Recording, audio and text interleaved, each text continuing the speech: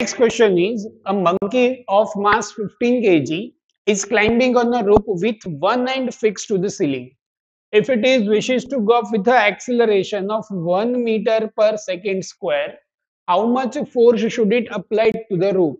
If the rope is 5 meter long and monkey starts from the rest, how much time it will take to the reach to the ceiling? Basically बच्चों यहाँ पे हमें दो question है, दोनों question जो है उसके सॉल्यूशंस कर रहे हैं। अब सबसे पहले हमारे पास एक मंकी है जिसका मास हमें दिया है, mass is 15 kg and a rope which is fixed, the one end of the rope is fixed to the ceiling. मतलब यहाँ पे ये मान ली मैंने सीलिंग है, तो ये सीलिंग का एक एंड जो है, मतलब रोप जो है उसका एक एंड सीलिंग से फिक्स है। अब यहाँ पे एक मंकी है, ये मंकी जो है उसका मास है 15 kg, mass of monkey is 15 kg, length of rope is 5 metre. हमें दिया है कि the monkey is trying to reach to the fixed end with an acceleration of 1 metre per second square. तो हमें सबसे पहले निकालना है how much force should it apply to the rope. तो सबसे पहले बच्चों ये मंकी जब यहाँ से ऊपर जा रहा है तो जो हमारी रस्सी होगी वो खींचेगी, मतलब उसमें कहीं ना कहीं टेंशन फोर्स अप्लाई होगा। वो टेंशन फोर्स कितना है वो पहले निकालना है। तो सबसे पहले मैं एफबीडी ड्रॉ कर रहा हूं। अब एफबीडी के लिए देखो यहाँ पे ये है हमारा टेंशन टी, ये है हमारा मास विच इज 15 kg से, जो ग्रेविटी की वजह से फोर्स है वो है 15 g, एक्सेलरेशन ऊपर के डायरेक्शन में। तो अब इसकी इक्वेशन हम लिखेंगे बच्चों, टेंशन ऊपर 15 g नीचे is equal to 15 into a. अब ये हो गया t minus 15 g equal to 15। अगर मैं g की वैल्यू 10 मान के चल रहा हूं तो ये हो जाएगा 150 plus 15, तो in this case the tension will be 165 Newton. तो जो हमारी रस्सी है उसमें टेंशन फोर्स होगा 165। नेक्स्ट हमें पूछा है कि अगर रोप हमारी 5 मीटर लंबी है एंड मंकी जो है वो रेस्ट से शुरुआत कर रहा है, तो नीचे से ऊपर जाने में कितना टाइम लगेगा। अब हमें ये पता है कि यहाँ पे जो एक्सेलरेशन वो है कांस्टेंट। अगर सर एक्सेलरेशन कांस्टेंट है तो हम यूनिफॉर्म एक्सेलरेटेड मोशन के इक्वेशन को यूज कर सकते हैं, बिल्कुल बच्चों कर सकते हैं। अगर इक्वेशन को मैं यूज करूं तो equation is ut plus 1/2 et square. Displacement is 5 metre, it is the monkey is starting from rest, initial velocity is 0, acceleration is 1 into t square, so t square will be 10, so t is equal to under root 10 second. तो time कितना लगेगा, under root 10 second, approximately 3 seconds के करीब जो है वो answer मिलेगा। Next आगे बढ़ते बच्चों, में हर बार रिपीट कर रहा हूं, अगर यहाँ पे जितने भी क्वेश्चंस मैंने करे उसमें कहीं पे डाउट है या तो फिर उससे अलावा भी किसी में भी आपको कहीं पर भी डाउट है, तो जो डिस्क्रिप्शन में व्हाट्सएप ग्रुप की लिंक है बच्चों उसमें आप जुड़ जाओ, वहां पे मैं आपके सारे ही डाउट्स जो है वो क्लियर कर दूंगा। आपको फिजिक्स के लिए किसी भी प्रकार का टेंशन लेने की जरूरत नहीं, आप सारा टेंशन जो है वो मुझे बता दो, आपके सारे ही प्रॉब्लम का सोल्यूशन मैं करके दे दूंगा। चलो नेक्स्ट क्वेश्चन, फिर से मंकी वाला क्वेश्चन नहीं है, देखो। A monkey is climbing on a rope that goes over a smooth pulley and supports a block of equal mass at the other end. अच्छा, यहाँ पे हमें फिगर मेंशन करी है, फिगर हमें एक बार चेक करनी पड़ेगी। So that whatever force the monkey exerts on the rope, the monkey and block moves in a same direction with equal acceleration. Initially both were at rest, their separation will not change with the time passes. अब देखो यहाँ पे एक हमें monkey है, ये monkey जो है वो climbing a rope that goes over a smooth light pulley, ऐसा कुछ डायग्राम है। यहाँ पे मंकी है, हमें दिया गया है कि it supports a block of equal मास। ये मंकी और यहाँ पे पुली के दूसरे साइड पे एक ब्लॉक है, दोनों का मास, मंकी एंड ब्लॉक दोनों का मास जो है वो है इक्वल। फिगर नहीं दिए पर फिगर ऐसा एज सच कुछ है नहीं। आप एचसी वर्मा में देखोगे तो आपको फिगर मिल जाएगी, ऐसे ही कुछ फिगर है वहां पे। Show that whatever force the monkey exerts on a rope, ये मंकी ने इस रोप पे जितना फोर्स अप्लाई करा, the monkey and block will move in same direction with equal acceleration. अब क्या होगा देखो, दोनों का मास जो है वो सेम दिया है, अब हमें ये दिखाना है कि ये दोनों जो है वो सेम डायरेक्शन में मूव कर, इसका मतलब ये हुआ कि ये ब्लॉक मान लो नीचे जा रहा है, अगर ये नीचे जा रहा है तो ये रस्सी नीचे आएगी, ये रस्सी ऊपर जाएगी, तो मंकी को जो है वो ऊपर की डायरेक्शन में जाना पड़ेगा। सेम डायरेक्शन का मतलब है ये अगर नीचे जा रहा है तो इसको ऊपर जाना चाहिए, क्योंकि रस्सी पूरी एक ही डायरेक्शन में आगे बढ़ रही है। इसका मतलब ये हुआ कि इसका एक्सिलरेशन अगर मैंने a1 माना है तो इसका एक्सिलरेशन होना चाहिए a2 पर अपवर्ड डायरेक्शन में, तभी वो सेम डायरेक्शन में है। मतलब ये अगर नीचे जा रहा होता, ये भी नीचे जा रहा होता, तब तो ये ऑपोजिट हो जाता। तो मैं ऐसा कुछ दिखाना है कि a1 एंड a2 की डायरेक्शन जो है वो ऑपोजिट होनी चाहिए। अब सबसे पहले इसमें मैं ड्रॉ करने की कोशिश कर रहा हूं एफबीडी। अब एफबीडी में देखो सबसे पहले होगा ग्रेविटी की वजह से mg, इस पे लगेगा टेंशन फोर्स T, इस पे भी लगेगा टेंशन फोर्स T, मंकी का वेट जो होगा वो भी होगा mg। अब इन दोनों का मैं इक्वेशन लिख रहा हूं, इक्वेशन लिखेंगे, ये a1 डाउनवर्ड डायरेक्शन में है तो ये हो गया mg minus T equal to m a1, और इसके लिए हो जाएगा t minus mg equal to m a2। T से टी कैंसल, mg से mg कैंसल, तो ये हो गया m a1 plus m a2। Small m जो है वो कॉमन होके जीरो हो जाएगा, तो ये हो गया a1 plus a2 is equal to zero, so a1 is equal to minus a2। इसका मतलब ये हुआ कि a1 एंड a2 की डायरेक्शन जो है वो अपोजिट है। अब हमें ये दिखाना है कि same direction with equal acceleration, magnitude same मिलेगा बट डायरेक्शन जो है वो इस तरीके से है, पर ये सेम डायरेक्शन ही कहलाएगी बच्चों, क्योंकि ये नीचे जा रहा है तो उसी की डायरेक्शन में इसे मूव करना है, तो इसे कंपलसरी ऊपर ही जाना पड़ेगा। तो वही हो रहा है, तो हमने वही प्रूव कर दिया कि मैग्नीट्यूड ऑफ एक्सिलरेशन दोनों का सेम होगा एंड डायरेक्शन भी जो है वो सेम होगी। अब हमें दिया है कि if initially both were at rest their separation will not change, क्योंकि दोनों का acceleration, magnitude of acceleration same है, तो सेपरेशन जो है वो उतना ही रहेगा, वो चेंज नहीं होगा, तो सेपरेशन भी जो है वो सेम ही रहने वाला। आगे बढ़ता है, नेक्स्ट क्वेश्चन देखो, the monkey B shown in figure is holding on to the tail of a monkey A which is climbing up the rope. The mass of the monkey A and B are 5 kg and 2 kg respectively. Question में हमें diagram में दो monkeys है, monkey A and B, mass of A, monkey A का mass है 5 kg and दूसरे का mass है 2 kg। If A can tolerate a tension of 30 newton in its tail, ये जो टेल है उस पे मैक्सिमम 30 न्यूटन टेंशन टॉलरेट कर सकता है, ए की मैक्सिमम कैपेसिटी वो है 30 Newton. What force should it apply on the rope in order to carry the monkey bee with it? अगर ये दोनों को ऊपर मूव करना है तो हमें मैक्सिमम टेंशन फोर्स इसमें कितना लगेगा या फिर टेंशन फोर्स कितना लग सकता है, ये हमें निकालना है। अब यहाँ पे कहीं पे क्वेश्चन में दिया हुआ नहीं है कि ये जो बी मूव कर रहा है वो एक्सिलरेटेड मोशन है या फिर कांस्टेंट वेलोसिटी से मोशन हो रही है। हम दोनों ही केस के बारे में डिस्कस करेंगे। सबसे पहले हम डिस्कस करेंगे एक्सिलरेटेड मोशन की, फिर कांस्टेंट वेलोसिटी जब एक्सिलरेशन जीरो। तो सबसे पहले मैं बात कर रहा हूं एक्सिलरेटेड मोशन। अब इसका एफबीडी बनाते हैं। ये दोनों मंकीज जो है उनको मैं मान लेता हूं एक ब्लॉक के जैसे। अगर ये एक ब्लॉक के जैसे मैंने मान लिया तो ये फर्स्ट मंकी जिसका मास है 5 kg एंड यहाँ पे एक और मंकी है जिसका मास है 2 kg। अब ये दोनों ही एक्सेलरेट कर रहे हैं अपवर्ड डायरेक्शन में, तो दोनों का एक्सेलरेशन जो है वो है a। उस टाइम पे यहाँ पे maximum possible tension is 30 Newton, तो यहाँ पे 30 न्यूटन का टेंशन पॉसिबल है। अब इसका एफबीडी ड्रॉ करेंगे।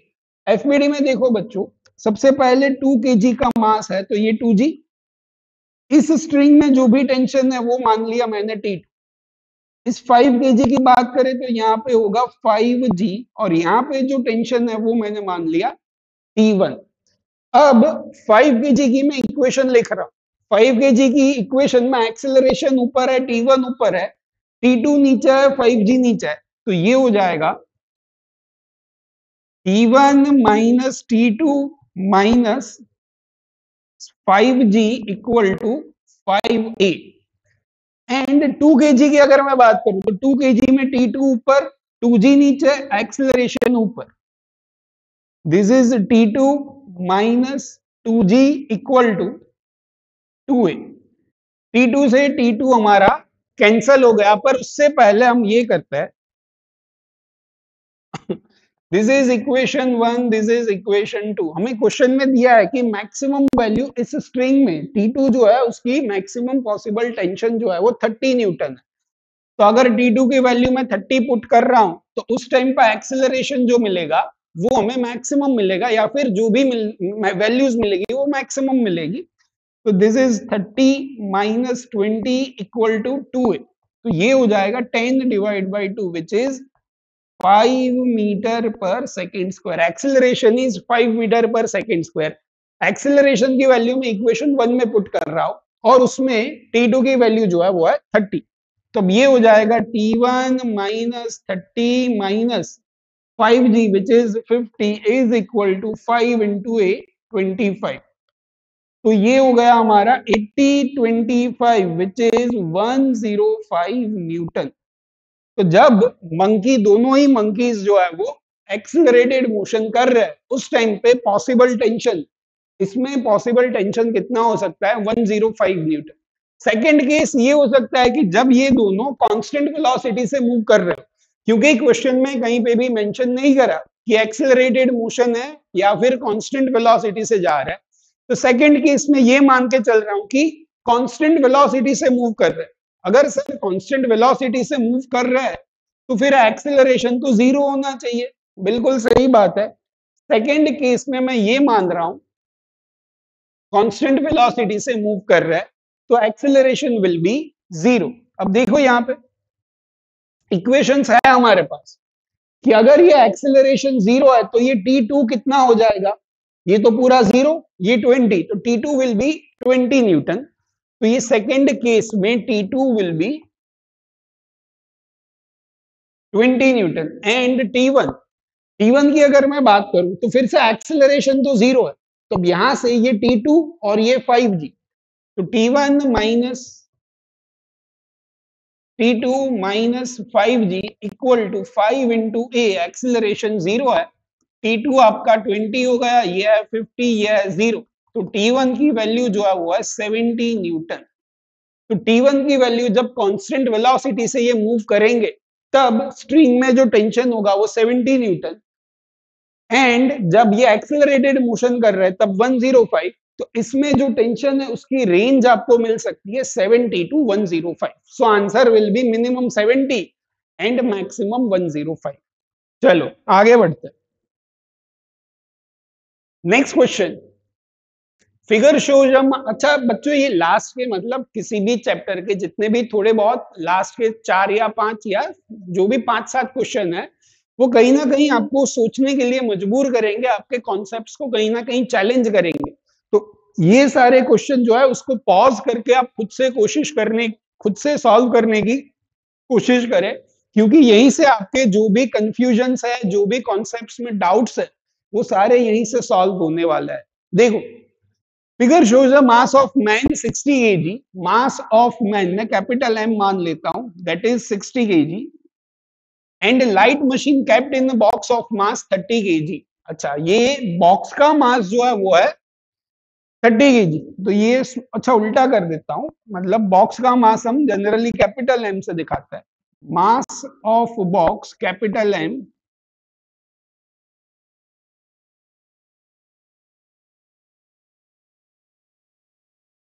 mass of box capital M with that is 60 kg and mass of man small m उसका मैंने मान लिया 30 kg। अब क्या दिया है, the box is hanging from a pulley fixed to the ceiling through a light rope. ये जो बॉक्स है ये पुली है, पुली से ये फिक्स हुआ है, यहां से इसके हाथ में जो ये पुली है उसका एक एंड जो है वो यहां से कनेक्टेड है और दूसरा जो है वो इसके हाथ में, ऐसा कुछ हमें डायग्राम में दिया हुआ है। अब ध्यान से क्वेश्चन को देखते हैं। The other end which is held by the man himself, if the man manages to keep the box at rest, ये बॉक्स जो है वो पूरा मूव नहीं हो रहा है, ये रेस्ट पर है। What is the weight shown by the machine. First question जो है उसको सबसे पहले सॉल्व करते हैं। फर्स्ट क्वेश्चन में ये दिया है कि अगर यहाँ पे जो ये इंसान है ये पूरे बॉक्स को रेस्ट पे रखने की अगर कोशिश कर रहा है या फिर उसकी वजह से बॉक्स पूरा रेस्ट पर है, तो हमें ये निकालना है weight shown by the machine. यहाँ पे वेइंग मशीन है, ये जो है वो आपकी वेइंग मशीन है।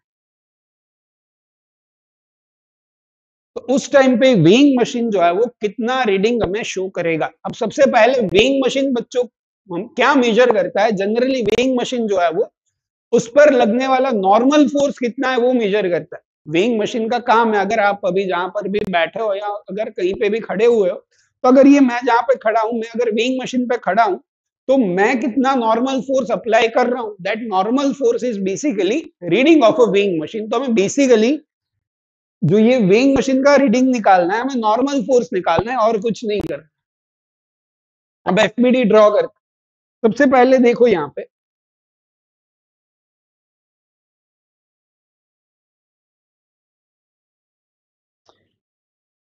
अगर मैं पूरा बॉक्स का एफबीडी ड्रॉ कर रहा हूं, पूरे बॉक्स का एफबीडी अगर हम ड्रॉ कर रहे हैं,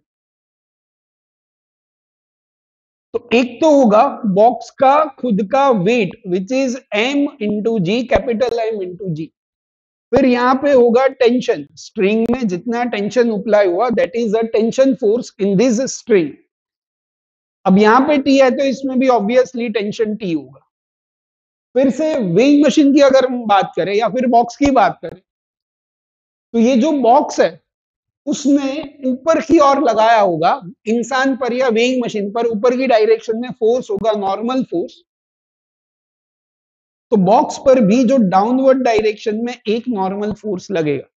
तो अब अगर मैं बॉक्स के एफबीडी की बात कर रहा हूं, मास ऑफ बॉक्स इज 60 kg, तो इसके एफबीडी में नीचे की डायरेक्शन में हो गया 60 g। ये जो नॉर्मल फोर्स लगा that will also be in a downward direction. इस पे जो स्ट्रिंग ने ऊपर लगाया that is a tension force T. तो इस पे लगने वाले जितने भी फोर्सेस है वो सारे फोर्सेस मैंने यहाँ पे मेंशन कर दिए। अब मैं ये इंसान का एफबीडी बना जो वेइंग मशीन पे खड़ा है, तो उसका खुद का जो भी वेट है, तो ग्रेविटी का फोर्स हो गया 30 जी। इंसान पर लगने वाला नॉर्मल फोर्स वो जो होगा वो अपवर्ड डायरेक्शन में, that is normal reaction N.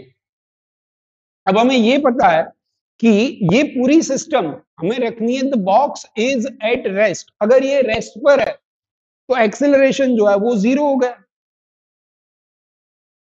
अब अगर ये इंसान के एफबीडी में बात करें तो ऊपर ये टेंशन भी तो है, तो एक टेंशन फोर्स और ऐड होगी, तो अपवर्ड डायरेक्शन में टेंशन भी होगी एंड पूरी सिस्टम रेस्ट पर है तो एक्सेलरेशन इज जीरो। अब यहां से हम इक्वेशन लिखते हैं। फर्स्ट के लिए इक्वेशन होगी टी ऊपर 60 जी नीचे, नॉर्मल नीचे, तो टी प्लस 60 सॉरी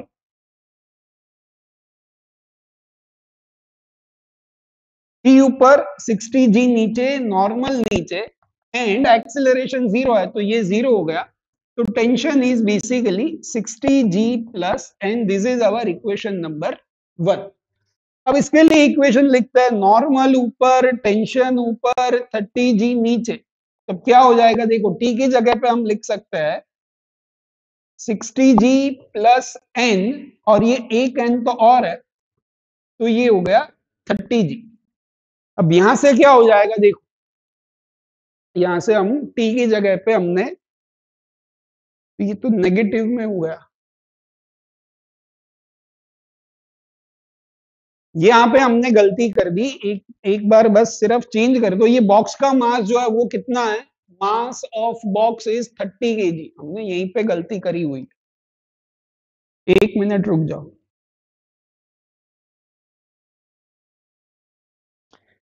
ये जो है वो आपका 30 kg है, ये हो गया 30 जी, ये हो गया आपका 60 kg, तो ये फिर 60g। तो यहां से भी इक्वेशन थोड़ी बहुत हमें चेंज करनी पड़ेगी, इसमें भी चेंज है। मास ऑफ बॉक्स इज 30 kg और ये 60 kg। यहां से भी इक्वेशन आपकी चेंज हो जाएगी। इक्वेशन विल बी, क्या हो जाएगा, t minus 30g minus n, तो ये हो जाएगा 30g प्लस n। तब यहां से इक्वेशन हमारी देखो क्या बन जाएगी, इक्वेशन यहां से बन जाएगी n plus T equal to 60g। T की जगह पे हम लिख सकते n as it is, T की जगह पे पुट कर दो 30g plus n equal to 60g। n plus n 2n, 60g minus 30g that is 30g। तो नॉर्मल आपका हो गया 15g। नॉर्मल 15g है तो normal reaction that is 15g। तो रीडिंग क्या होगी, रीडिंग होती है जो भी नॉर्मल फोर्स है डिवाइड बाय जी। तो 15g divide by g that is 15 kg। तो जब भी ये पूरी सिस्टम रेस्ट पर है उस टाइम पे जो वेइंग मशीन है उसकी रीडिंग इज 15 kg। इसका मतलब ये हुआ कि देखो मैन का मास जो था वो था 60 kg, पर वो जो कोशिश कर रहा है कि पूरी सिस्टम जो है वो रेस्ट पर है, तब उसका मास कितना हो गया, 15 kg। तो इसमें कोई वेइंग मशीन की गलती नहीं है, वेइंग मशीन में कोई फॉल्ट नहीं है, पर जो ये इस तरीके से ये इसने क्या करा कि ये टेंशन फोर्स लगाकर इसको, इस रस्सी को खींचने की कोशिश करी, जिसकी वजह से ये जो है वो इस पर लगने वाला नॉर्मल कम हो गया। अगर नॉर्मल कम हो रहा है तो फिर रीडिंग जो है वो कहीं ना कहीं कम हो गई। तो जो इसका एक्चुअल में मास था वो 60 kg था, पर स्प्रिंग बैलेंस में जो रीडिंग मिला वो मिला 15 kg। Next, what force should he exert on a rope to get his correct weight on the machine? अब वो ये जो रस्सी है उस पे कितना टेंशन फोर्स लगा है जिसकी वजह से उसका करेक्ट रीडिंग जो है वो मिले। अब करेक्ट रीडिंग के लिए क्या होगा, देखो इसका खुद का मास कितना है 60, तो करेक्ट रीडिंग होनी चाहिए,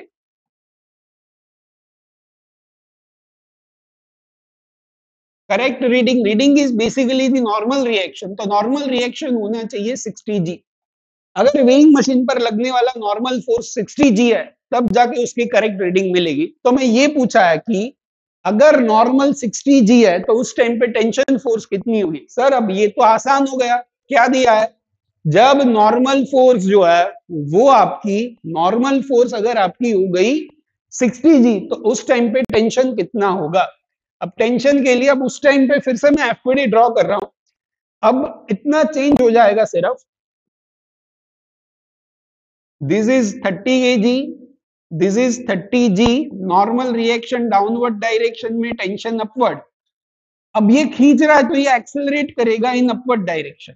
अब अगर इंसान के एफपीडी की बात करें तो उसका खुद का मास 60 kg, दिस इज 60g, ऊपर टेंशन T, नॉर्मल रिएक्शन ऊपर, एंड पूरी सिस्टम एक्सेलरेट करेगी इन अपवर्ड डायरेक्शन। पर हमें ये पता है कि करेक्ट रीडिंग के लिए नॉर्मल की वैल्यू 60g के इक्वल होनी चाहिए। तो अब इसमें इक्वेशन को सॉल्व करते हैं, तो ये हो गया T plus 30g plus normal equal to 30a, और यहां पे इक्वेशन में हमारा T ऊपर है, 30g नीचे है, नॉर्मल नीचे है, तो ये 30 है। This is our equation number 1। इसमें नॉर्मल की वैल्यू हम 60g पुट कर देंगे, और इसके लिए T plus n minus 60g is equal to 60 into a. अब इसमें भी नॉर्मल की वैल्यू हो गई 60g, तो ये 60g माइनस 60g ये तो हो गया 0, तो T is equal to 60a। तो acceleration is T divide by 60। ये एक्सेलरेशन की वैल्यू में इसमें पुट कर रहा हूं, तो ये हो जाएगा T माइनस 30g, नॉर्मल की वैल्यू है 60g, एक्सेलरेशन की वैल्यू है T डिवाइड बाई 60, 30 टू जा 60, ये हो जाएगा 90g is equal to T by 2. T minus T by 2 that is T by 2 is equal to 90g. So tension is 180g. तो tension force कितना लगा, 180g Newton. तो सही आंसर जो होगा वो 1800 मान लो, अगर g की वैल्यू 10 मान के चल रहे हो, तो टेंशन उस टाइम पे लगना चाहिए 1800 न्यूटन। चलो आगे बढ़ते हैं, फिर से मैं बता रहा हूं, सबसे इंपॉर्टेंट था इसमें एफवीडी की समझ आपको होनी चाहिए एंड सिंपल से इक्वेशंस लिखना है। पूरे ही न्यूटन्स लॉज ऑफ मोशन में सब जगह पे अगर आपने अच्छे तरीके से एफवीडी बनाना सीख गए एंड उसके ऊपर से इक्वेशन, तो कहीं ना कहीं मोस्टली 90 to 95% क्वेश्चन यहीं से होते हैं। तो बस आपको अच्छे से एफवीडी एंड इक्वेशन लिखनी आनी चाहिए। एंड अगर कहीं पे भी डाउट है, दिक्कत है, समझ नहीं आ रहा कि सर एफवीडी क्या होता है, कहां से कब फोर्स लगना शुरू हो जाते, समझ ही नहीं आता, तो मैं जब तक आपके साथ हूं आपको टेंशन लेने की बिल्कुल जरूरत नहीं है। जो डिस्क्रिप्शन बॉक्स है उसमें व्हाट्सएप ग्रुप में जुड़ जाओ या फिर कमेंट करके बता दो आप, तो उस पर अगर कोई डिटेल्ड हम डिस्कशन या सोल्यूशन या कुछ भी वीडियो अगर बना पाएंगे तो बिल्कुल हम बना दें। चलो आगे बढ़ते हैं। Next, a block A can slide on a frictionless incline of an angle theta and length L. यहाँ पे दिया है एक inclined plane, the angle is theta and length of inclined is L. Kept inside an elevator going up with a uniform velocity V. This elevator is going in upward direction with velocity V. Find the time taken by block to slide the length of the incline if it is released from the top of the incline. हमें ये दिया है कि ये जो block है वो अगर ये टॉप ऑफ द इंक्लाइन यहां से स्लाइड करके नीचे जा रहा है, अगर ये ऊपर से नीचे तक जा रहा है, तो उस केस में उसको ऊपर से नीचे तक जाने में कितना टाइम लगेगा, we have to calculate that time. अब क्या करेंगे, देखो यहां पे हमें दिया है length of this inclined is L, ये इंक्लाइंड की लेंथ जो है वो एल दी है, ये एंगल थीटा। अब इसका एफवीडी ड्रॉ कर। सर एफवीडी ड्रॉ करने के लिए कौन कौन सी चीजें पता होनी चाहिए, तो हमें जितने भी फोर्सेस है वो सारे ही फोर्स पता होने चाहिए। यहाँ पे फोर्स लगा ग्रेविटी का, दैट इज mg। यहाँ पे angle theta, this is mg cos theta and this is mg sin theta. अब फोर्स आपका mg sin थीटा है जो इंक्लाइंड प्लेन की डायरेक्शन में। अब ये कांस्टेंट वेलोसिटी से ऊपर जा रहा है, क्वेश्चन में हमें दिया it is moving with uniform velocity. अगर वेलोसिटी कांस्टेंट है तो ये जो अपवर्ड डायरेक्शन में एक्सीलरेशन है, this acceleration is zero. Acceleration zero है तो कोई एक्स्ट्रा फोर्स लगने वाला नहीं है, तो इसको इस डायरेक्शन में जो फोर्स लग रहा है that force is mg sin theta only. Force को मैं लिख सकता हूं mass into acceleration mg sin theta. तो ये इंक्लाइंड प्लेन की डायरेक्शन में एक ही एक्सीलरेशन है, that acceleration is g sin theta. Mass से mass cancel, so acceleration is g sin theta. g की वैल्यू फिक्स है एंड थीटा की वैल्यू भी फिक्स है, दोनों ही वैल्यूज फिक्स है, तो ये इंक्लाइंड प्लेन पे इसका एक्सीलरेशन जो है वो कांस्टेंट है। अगर एक्सीलरेशन सर कांस्टेंट है तो हमारे पास कांस्टेंट एक्सीलरेशन की इक्वेशंस है, तो उसी इक्वेशंस को हम यूज करेंगे। इनिशियल वेलोसिटी वो है जीरो, जो है वो released from the top of the incline, release करा है तो इनिशियल वेलोसिटी जीरो है। डिस्प्लेसमेंट इस डायरेक्शन में एक्सीलरेशन है तो इस डायरेक्शन में displacement is L, length of incline. 1/2 acceleration is g sin theta into T square, ये हो गया 12 divide by g sin theta is equal to t square, so t is equal to under root 12 upon g sin c। तो time हमें मिल गया under root 12 divide by g sin theta. तो यहां से हमें टाइम मिल गया इंक्लाइन पर ऊपर से नीचे जाने में कितना टाइम लगेगा। आगे बढ़ते हैं, next question. A car is speeding up on horizontal road. एक कार जो है वो हॉरिजॉन्टल रोड पे मूव कर रही है विथ एक्सीलरेशन ए। एक्सीलरेशन जो है वो कार का हमें दिया है ए के जितना। कंसीडर द फॉलोइंग सिचुएशन, हमें यहाँ पे दो सिचुएशंस की बात कर रहे हैं, मैं एक के बाद एक सिचुएशन लेते जा रहा हूं। सबसे पहले first situation, a ball is suspended from the ceiling through a string and maintaining a constant angle with the vertical. ये कार है हमारी, हमें दिया है ball is suspended from the ceiling through a string, ये स्ट्रिंग से एक ball को हमने यहां पे रखा, this car is speeding up in horizontal direction, मतलब इसकी वेलोसिटी चेंज हो रही है। अगर वेलोसिटी चेंज हो रही है तो इसका कुछ ना कुछ एक्सीलरेशन होगा, विथ कांस्टेंट एक्सीलरेशन ए दिया है। अब क्या होगा कि ये तो हॉरिजॉन्टल डायरेक्शन में कार आगे जा रही है, तो ये जो पेंडुलम है या फिर ये जो भी हमें यहाँ पे बॉल दिया है वो कुछ ना कुछ वर्टिकल के साथ एंगल बना रहा है। हमें ये एंगल थीटा जो है वो थीटा की वैल्यू निकालनी है। अब इसके एफबीडी की बात करें, मास जो है वो है m, इसका भी मास है m, इस पे हम लिख सकते हैं वेट इज mg।